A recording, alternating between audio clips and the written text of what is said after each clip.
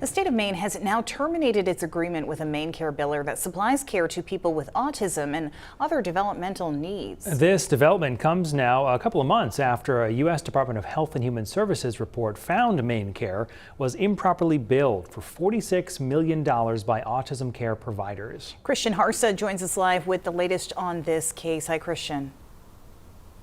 Hi, Brian and Amanda. For more than a year, the Maine Department of Health and Human Services has been notifying and investigating Paradise Residential Services here in Portland and letting the company know that it is not treating its clients properly. And now the department is working to reassign all of Paradise's patients. The at-home service provider for those with autism, Paradise Residential Services, had its MaineCare provider agreement terminated on March 6th. After receiving credible complaints about Paradise homes and services, the Maine Department of Health and Human Services investigated, finding Paradise failed to protect the individuals it was contracted to care for from abuse, neglect, and exploitation, including spoiled food, broken glass, and unsanitary conditions. More importantly, what's happening is abuse. Republicans in the State House raised the alarm on Paradise Residential Services, putting it alongside Gateway Community Services, which is under investigation for possible fraud, and individuals connected to Bright Future Healthier You. One of two defendants have pled guilty to tax fraud.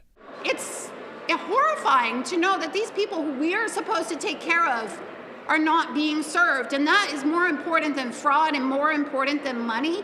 In the case of Paradise, Maine DHHS says billing was not their concern, but rather the contract was terminated because of the numerous health and safety concerns.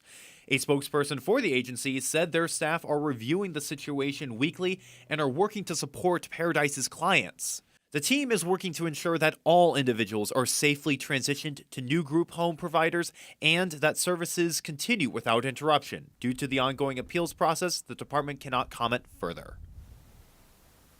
Now, after multiple emails and calls to the company, I have been able to speak with the receptionist who said that the CEO of Paradise is interested in speaking with News Center Maine.